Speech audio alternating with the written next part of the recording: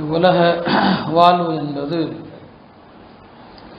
மகிழ்ச்சியும் சில நேரங்களிலே துன்பமும் கலந்தது. ஆனாலும் ஒரு முஸ்லிமை பொறுத்தவரை எல்லா நிலைகளிலும் அவருடைய உள்ளம் மகிழ்ச்சியோடு இருக்க வேண்டும் என்பதைத்தான் மார்க்க விரும்புது. கவலையை மார்க்க விரும்புறதில்லை. குர்ஆன்ல அல்லாஹும் சொல்வான், லா தஹ்ஸனு, கவலைப்படாதீங்கன்னு அல்லாஹ் சொல்கிறான். ஹதீஸில் நபி ஸல்லல்லாஹு அலைஹி வஸல்லம் அவர்கள் கவலையோட்டும் பாதுகாப்பு தேடினாங்க. அஊது பிக்க மினல் ஹம்மி வல் ஹஸன். ஹம் ஹஸன் சொன்னால் கடந்த காலத்தில் இழந்து விட்டதை நடந்து விட்டதை எண்ணி கவலைப்படுறதும் கூடாது.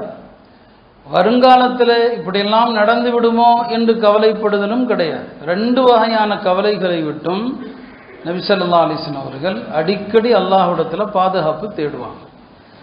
கவலைப்பட வேண்டாம் என்று தான் மார்க்கம் சொல்லுது. ரசூல் ஸல்லல்லாஹு அலைஹி வஸல்லம் ஹிஜ்ரத்துடைய பயணத்தில் ஹஜ்ரத் அபூபக்கர் ரலியல்லாஹு அன்ஹு அவர்களோடு குகையில் இருந்தபோது எதிரிகள் சுற்றி வளைத்து நிற்கிறார்களே என்று ஹஜ்ரத் அபூபக்கர் கவலைப்பட்ட போது நபி ஸல்லல்லாஹு அலைஹி வஸல்லம் சொன்ன வார்த்தை என்ன? லா தஹ்ஸன், அபூபக்கரே கவலைப்படாதீர், இன்னல்லாஹ மஅனா, அல்லாஹ் நம்மோடு இருக்கிறான், கவலைப்படாதீங்கன்னு சொல்கிறான். சொர்க்கவாதிகள் சொர்க்கத்துக்குள் போனதும் சொல்லக்கூடிய வார்த்தை என்ன தெரியுமா? குர்ஆன்ல அல்லாஹ் சொல்வான், வகாலு அல்ஹம்துலில்லாஹ் அல்லதி அஸ்ஹப அன்னல் ஹஸன். அந்த சொர்க்கவாசிகள் சொல்லுவாங்க, அல்லாஹ்வுக்கே எல்லா புகழும், எந்த ரப்பு எங்களை விட்டும் கவலையை நீக்கினானோ அந்த ரப்புக்கே புகழ் அனைத்தும். அப்போ சொர்க்கத்தில் உள்ள பெரிய முதல் நியாமத்து என்னன்னா கவலை இருக்காது. அல்ஹம்துலில்லாஹ் அல்லதி அஸ்ஹப அன்னல் ஹஸன்.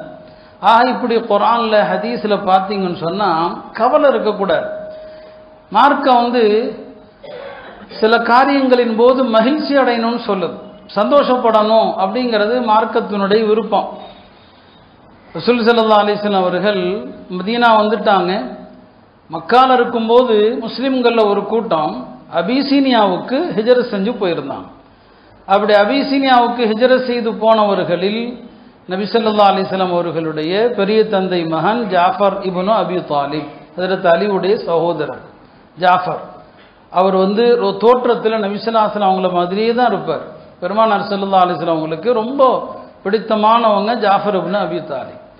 நபி ஸல்லல்லாஹு அலைஹி வஸல்லம் ஹிஜ்ரத் பண்ணி மதீனா வந்துட்டாலும் இந்த அபிசீனியாவில் இருந்தவங்கெல்லாம் அவ்வளோ எளிதில் மதீனா அவங்க வர முடியல, அங்கேயே தான் இருந்தாங்க.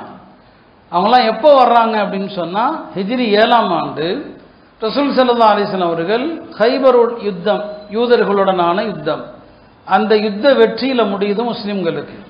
அந்த வெற்றியினுடைய சந்தோஷத்தில் இருக்கும்போது இந்த அபிசீனியாவிலிருந்து ஹிஜ்ரத் செஞ்சு போனாங்களே அவங்கெல்லாம் வந்துட்டாங்க, ஜாஃபர் இப்னு அபி தாலிப் உட்பட. நபி ஸல்லல்லாஹு அலைஹி வஸல்லம் அவங்க ஜாஃபரை பார்த்ததுமே சந்தோஷத்தை எப்படி வெளிப்படுத்தினாங்க? துள்ளி குதித்து வெளிப்படுத்தினாங்க. சொன்னாங்க, எனக்கு இப்போதைய மகிழ்ச்சிக்கு காரணம் ஹைபர் வெற்றியா அல்லது ஜாஃபரின் வருகையான்னு தெரியலன்னு சொன்னாங்க.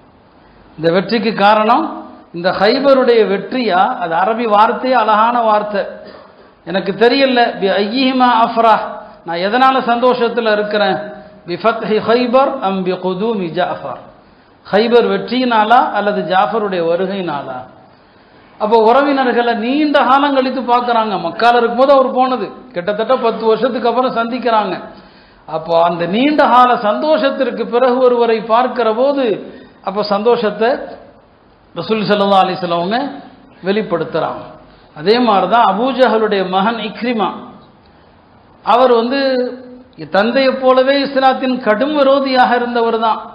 பெருமானாருடைய ஒரு மகள் அவர் நிக்கா செஞ்சிருந்தாரு, தலாக் சொல்லிட்டார். அவர் இஸ்லாத்துக்கு வரும்போது நபி ஸல்லல்லாஹு அலைஹி வஸல்லம் அவங்க தோழர்கள்ட்ட முன்னாலே சொல்லிட்டாங்க, இக்ரிமா இஸ்லாத்துக்கு வர்றார், அவர் முன்னால யாரும் அவருடைய தந்தையை பற்றி எதுவும் பேசிடாதீங்க, எதுவும் பேசிடாதீங்க, அதெல்லாம் கடந்த காலம் முடிஞ்சு போச்சு சொல்லி வச்சுட்டான். இக்ரிமா சபைக்கு வருகிற போது நபி ஸல்லல்லாஹு அலைஹி வஸல்லம் அவங்க எழுந்து நின்று அவரை வரவேற்று சந்தோஷப்பட்டாங்க, அவர் இஸ்லாத்தை ஏற்றதை.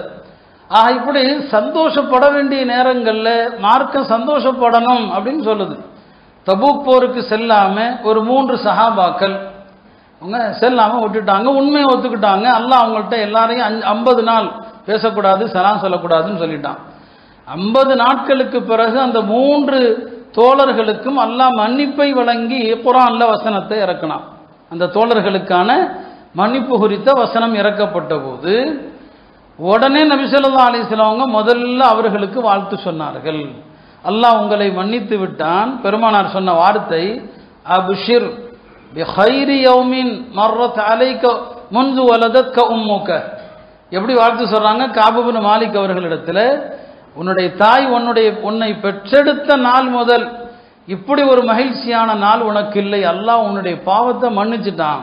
ஏன்னா உலகத்திலேயே பாவத்தை மன்னிச்சுட்டான்னு அறிவிக்கிறது எவ்வளவு பெரிய விஷயம். உன்னுடைய வாழ்க்கையில இதுதான் மகிழ்ச்சியான நாள்.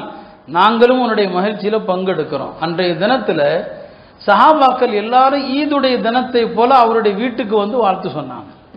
அப்போ ஒரு முஸ்லிமுக்கு மகிழ்ச்சி ஏற்பட்டா எல்லாரும் சந்தோஷப்படணும்.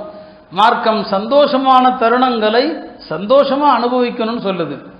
நல்ல கனவு கண்டா செய்ய வேண்டிய முதல் ஒழுக்கம் என்ன தெரியுமா?